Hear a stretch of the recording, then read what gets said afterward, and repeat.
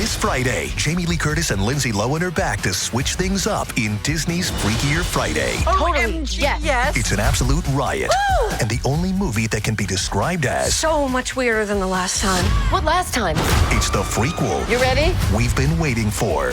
That absolutely slays. What deeply out-of-touch old person came up with that? You did. Wow. Don't miss the comedy event of the summer for all ages. Disney's Freakier Friday, in theaters this Friday. Get tickets now. Rated PG. Parental guidance suggested. This episode is brought to you by the world's first reposado from Tequila Herradura. Made with slow-cooked, hand-harvested agave sealed into oak barrels and aged 11 months. Before being enjoyed in your glass. Experience the world's first reposado. Tequila Herradura. Please drink responsibly. Responsibility.org. Tequila Herradura. 40% alcohol by volume. Imported by Brown-Forman, Louisville, Kentucky. Herradura is a registered trademark. Copyright 2025 Brown-Forman Corporation. It's Wednesday, Adams. I see you're trying to distract yourself from your own banal thoughts. Let me help. Here's a recording thing made of my latest root canal.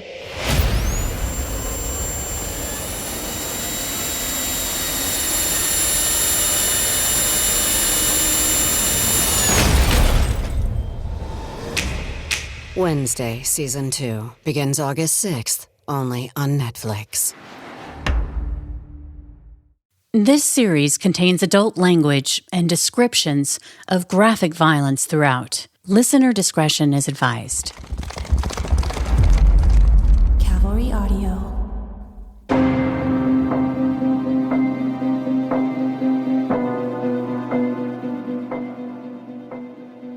Hello, listeners. Welcome back to another bonus episode of the Murder Chronicles.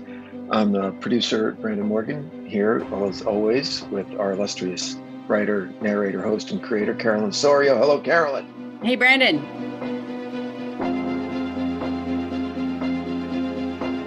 You know how you were dreading last week's? I feel like we're just going to go back and forth on who dreads it the most. Yeah, no, I dread this one as well. I think I overdid my dread on the last one because of how terrible this one is. But the good thing about this one is how quickly he was caught. Right. Because if there was ever anyone that needed to be off the fucking streets instantly, it's Spillman. Oh, yeah. Right. Yeah. Right. Yeah.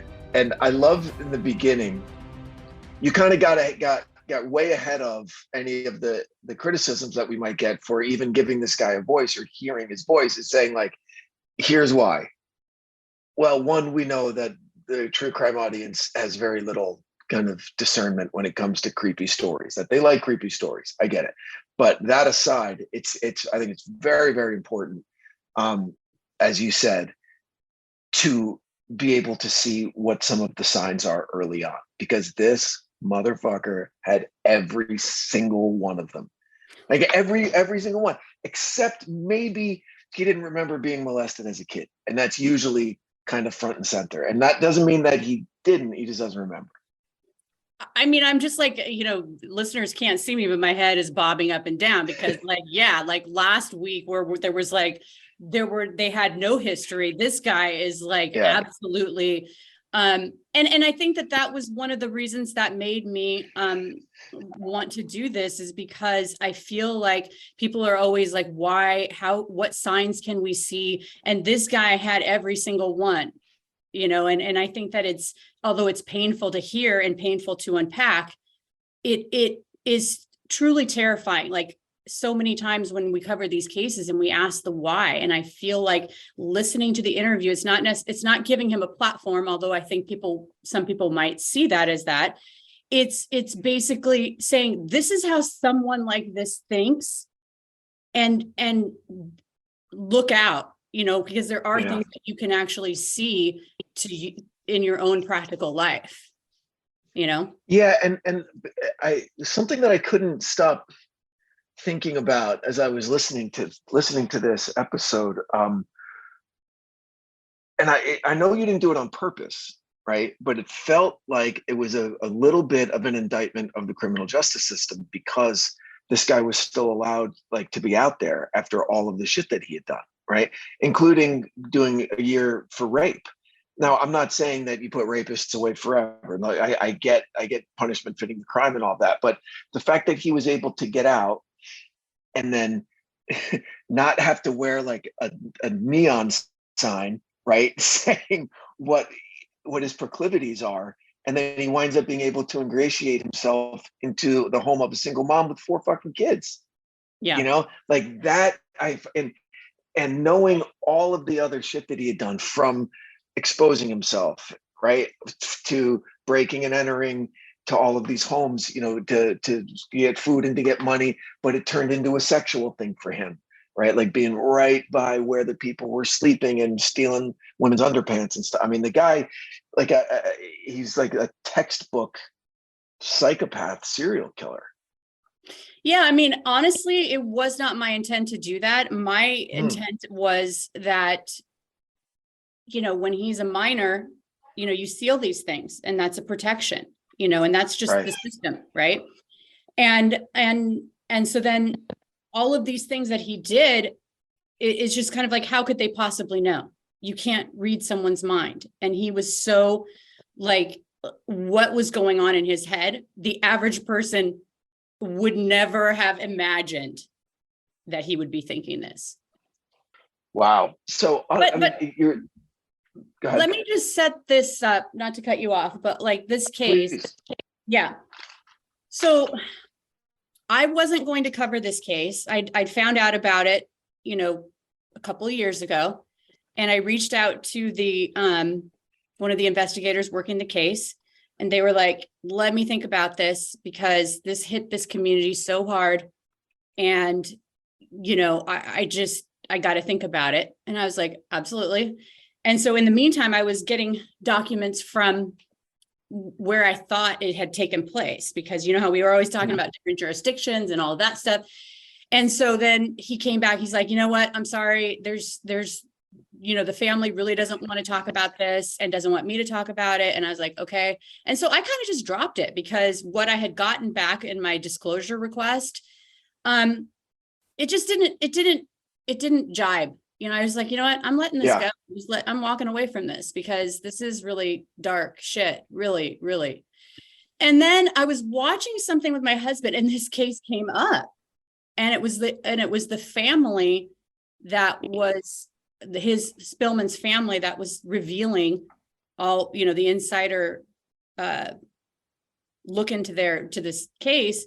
And I was like, oh, well, they're clearly talking about this, and this case isn't going away. And even though it wasn't the families that, it was his family talking about it, clearly there's a platform and people are going to hear this story. Right. And so then I reached out to the a different investigator, and I said, hey, I just saw this. Is this something, what do you think about this? And he was considering talking to me, because he was worried that there could be a chance that Spillman could one day get out of prison. If he gets transferred to a jail in a different state, and so the people that are family members wouldn't know that he was necessarily transferred, and then the whole thing out of sight, out of mind. And it's really expensive to house these criminals. You have to put them in a separate place, and it's like super expensive. And so anyway, that's why he was thinking about talking with me. And so he's like, well, let me reach out to the family member, and we're really tight. And, this was super traumatizing for us all. And I'll think about it. And I was like, okay. And so then that's when I started going down to, because basically they have these files archived in the Washington State Archive. And that's like, it's in Ellensburg, which is about 2 hours from my house. And so I was like, okay, let me see what they have. So that's when I went out there, and I didn't realize that Bob Keppel, who's like very well known as a profiler, worked on the Ted Bundy case, worked on the Green River case. And I started listening to these tapes, and I've got to tell you, I just was like, yeah. And so then I drove back to my house, 2 hours back, 2 hours there, 2 hours back. And I'm sitting here by myself in my car. I've got my music, but it's like, we're not really alone that much. I don't know about you. You have kids, family and everything. But I was like sitting with this for like, not only had I just listen to these tapes, and there's hours and hours and hours and hours of them. I only got through like, maybe like 4 of them. And as I'm listening, I'm also going through these files, and I'm just like, oh my gosh, this is just more than I can manage, right? So I'm just driving home, and the landscape is like both beautiful and kind of stark. It's like rolling hills, and it was just like, then it started raining, and it was like, I was like white knuckling it. And I mean, it was just, I felt like it was on this odyssey of like, do I even want to do true crime? Why am I putting this in my head? Why am I doing this? Right. And, I mean, it got really bad, Branden. There was even photos of him naked. Mm-hmm. Like when they arrested him. And I'm looking at these photos and I'm about ready to throw up. Like, seriously, like, I'm like, why am I putting this guy into my head? And then his handprints were these really like, and you know how he thought he was like a werewolf. And I was like looking at this huge hand, and I was imagining what he did to these people, what these hands did. Right. Uh-huh. And so, it just was like one of those moments of like, what am I doing? And where did that, obviously you wound up getting through that and realizing, what your work is and how your work helps. And we're all lucky for that, but I get it. I get it because I mean, from our side, from a production side, I remember when this script first came in, and when we were developing the show still, and my boss asked me, so where are we with Murder Chronicles, and how's the next script? I heard it's a 2-parter. And this is a guy who has a massive appetite for risk when it comes to creativity. Okay. Like basically he tells us, just go take big swings, just go. On WhatsApp, no one can see or hear your personal messages. Whether it's a voice call, message, or sending a password. To WhatsApp, it's all just this. So whether you're sharing the streaming password in the family chat or trading those late-night voice messages that could basically become a podcast, your personal messages stay between you, your friends, and your family. No one else. Not even us. WhatsApp. Message privately with everyone. This episode is brought to you by Nordstrom. Summer's almost out and fall's calling. Luckily, Nordstrom has everything you need for the season ahead, all under $100. Discover new arrivals from your favorite brands like Mango, Princess Polly, Wave, Free People, BDG, and more. Whether you're planning a last-minute getaway, heading back to class, or refreshing your office looks, you'll find the latest trends and beauty must-haves without breaking your budget. It's easy, too, with free shipping, free returns, and in-store order pickup. Shop today, in stores, and at Nordstrom.com. Go. And I went, there's some stuff in this that we might not want to include. He goes, what are you talking about? I'm like, this guy's a psycho, more so than any other. And real time on a Zoom meeting, I say, just Google the Werewolf Butcher and you'll see what I'm talking about. And he did. And he went, okay, yeah, we got to make some edits. Right. Yeah. Because there's just it turns out there is a line, okay, of decorum or of, is it necessary? And I'm not saying this to get people listening right now to go and Google stuff. Normally it's a ruse to get you to go Google stuff, but this isn't one of them. You really don't need to, read about it or, of what this, I don't even want to call him a guy or a man. I don't even want to normalize him, what this kind of monster like did to his victims. Right. Yeah. So, so that was one of them. That was and the fact that this became a 2-part episode, right, is inexplicable and also necessary. Like if it's a case that we're so just horrified by, why make it 2 episodes? But it's important because of just all of the little subtleties in the case and how he was caught and why he was caught and why it's impossible to ever let this guy get out of jail. Right. Absolutely. So I think the coverage that you're granting it is necessary. But so going back to, I mean, it's the questions about this guy start right in the beginning. Like, why change his name? Why Jack? Not short for Jonathan or John or anything. Like, Jack. I want to be Jack Spillman III. So that's kind of weird out of the gate. Well, it's like it's like grandiose. Like he's not just Jack Spillman. He's It's like the third. the third. Yeah. Right? Yeah. Yeah. I don't know. It's strange that there's a really interesting story that he told that kind of stood out for me when he was probably early teens. That girl told him, meet me out by the bleachers, and she never showed up. It was like a joke. Right. That's why what made me want to do this case is things like that, details like that, where it's like these guys, it really sets it up where they are not, if you mess with them, I wrote this down here, get even mentality against women, and the hatred that he had for girls and women, and how crazy it is. That girl Belinda said, meet me on the bleachers. I mean, can't you imagine doing this when you're just a punk, you know? It happened to me. A girl did it to me. I went, oh, it just hurt my feelings. It embarrassed me for a minute. And then I went and watched and played video games, and I was fine.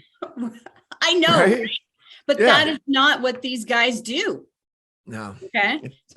So that was super powerful, and that he would bring up Belinda all these years later, even when he's behind bars and like from, this is like 9th grade, you know? And then, you know, it's like he's taking his rage against Belinda out on his victims. So it's just really like crazy to think about. And then somewhere along the way, which I'm sure a team of psychiatrists somewhere would really dive into, he came up with this avian proxy for women. Okay. That lasted like into his adulthood. This is a bird. Right. I'm going to kill it. I'm going to have sex with it because he's a fucking whack job. Right. And then later on at the end of episode 1, when he's in that interview, why do you call women birds? Well, because that's what I observe them. Right. I observe women like I observe birds. I kill women like I kill. So like right around that time, the Belinda kind of fiasco, he starts acting out these terrible, terrible fantasies on birds. Yeah. And then when he said, I observe them like birds, you think of a bird watcher, and you think of what he's doing.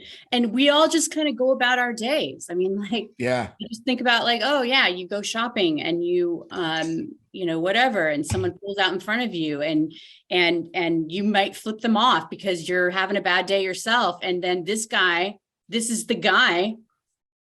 Yeah. Who write your license plate down. Right. And he's going to follow you. And we'll follow you, and we'll find you, and we'll do it. Yeah.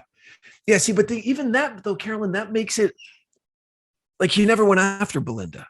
Right. Right. Like, he didn't go back and find Belinda. It just every woman became Belinda, or some version of Belinda, like later on. Right.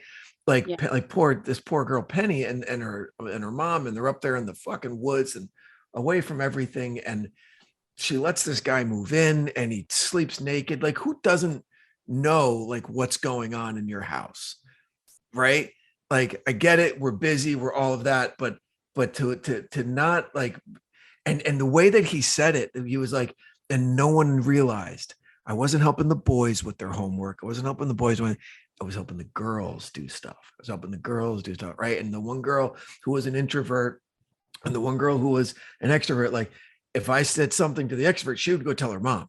But if I said something to the other girl, she wouldn't tell her mom. Like, all of that, right? Like, either he was really sly, which is difficult maybe to believe, but I shouldn't really discount whatever level of intelligence he has. But for that to get past the eye of a parent, that's really, oh man, that scares me. Really, really scares me. It makes me think, what am I missing?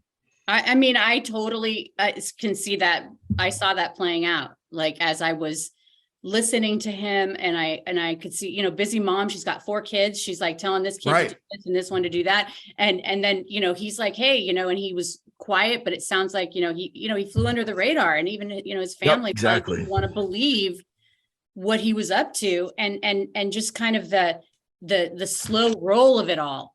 right? So first it's like sitting on the lap, and then and I just feel like, oh my gosh, right? Right. Oh. Yeah. So I feel like I could just picture this mom trying to make a better life for herself. And she did. Yep. She got them out there, and she was like the moxie, and like, I'm going to get this property. And I could totally see getting snowed by someone like this, because absolutely he had a process.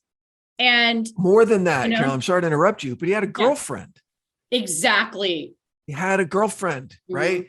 So that makes him trustworthy. Well, okay. Someone else trusts him enough to be in a relationship with him. I guess he's safe. Like, I totally get it. And he played on all of that shit. Yeah. And I'll tell you, and I think because there are more episodes that we have than people are aware of right now. So I think 8. And of these first 8, the scariest thing happened in this episode, right? The craziest thing for me, that he put the girl on his shoulders. I knew that was going to be tough for you. When he walked away, so there were no tracks for the dogs, right? I know. That's what I'm saying, Branden. The cunning. Yeah, the cunning. That's devious. That is devious, and it reminded me of the Stephen King book, The Green Mile. Did you ever read The Green Mile? Yeah. And they think it was John Coffey that did it, but you find out much later it was Billy the Kid that did the character Billy the Kid, who's in a very similar way to this. The book was what, 90?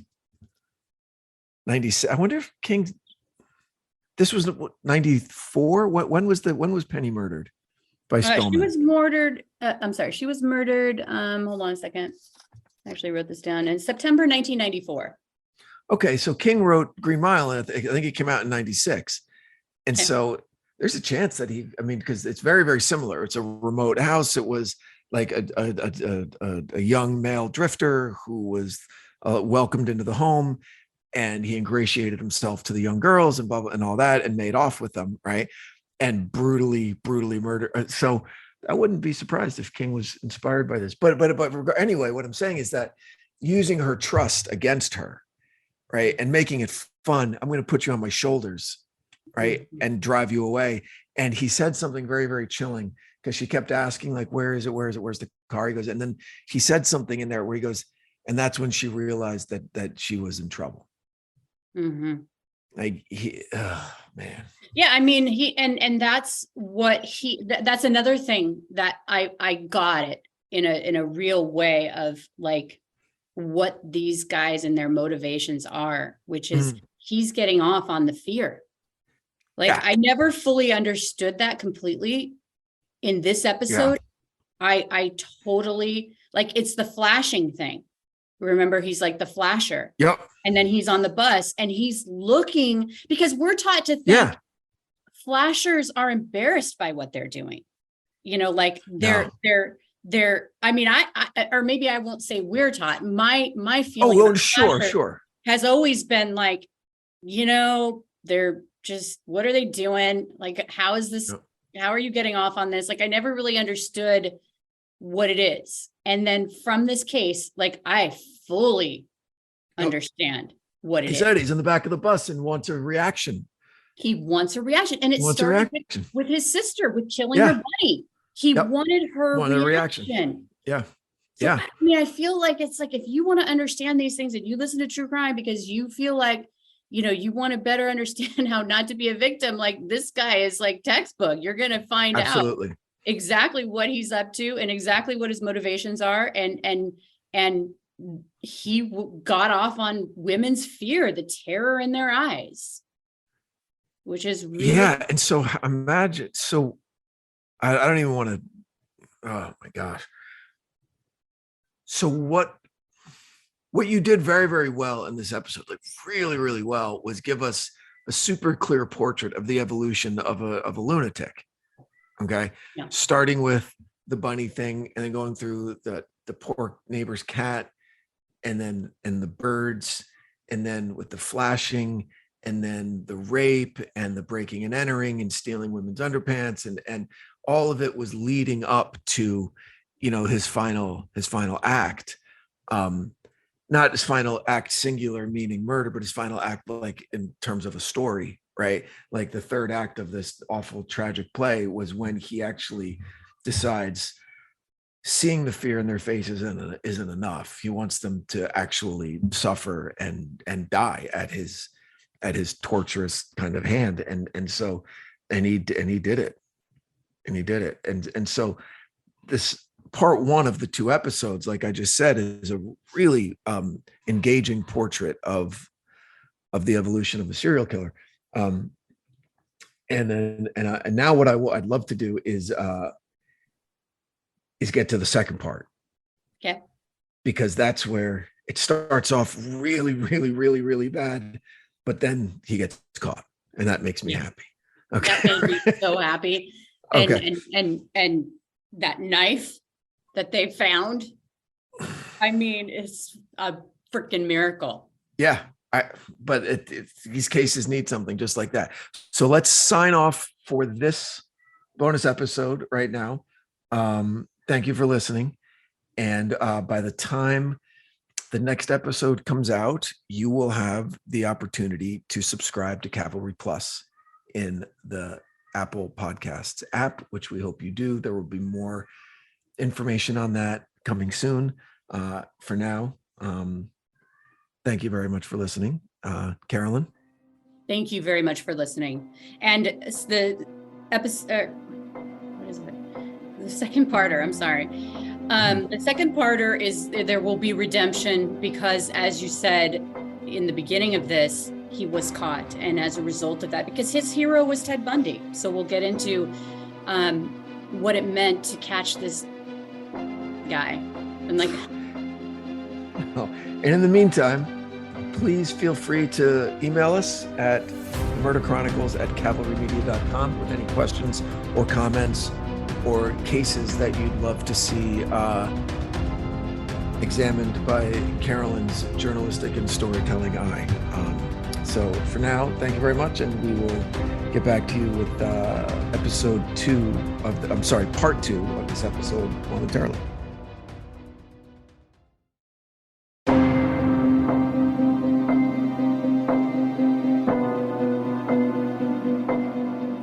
The Murder Chronicles is a Cavalry audio production recorded live in the beautiful Pacific Northwest. We're produced by Brandon Morgan and myself. Our executive producers are Dana Brunetti and Keegan Rosenberger. Josh Windish edited and mixed this episode. Music by Soundstripe. For Cavalry Audio, I'm Carolyn Osorio, your writer and host. Thanks for listening.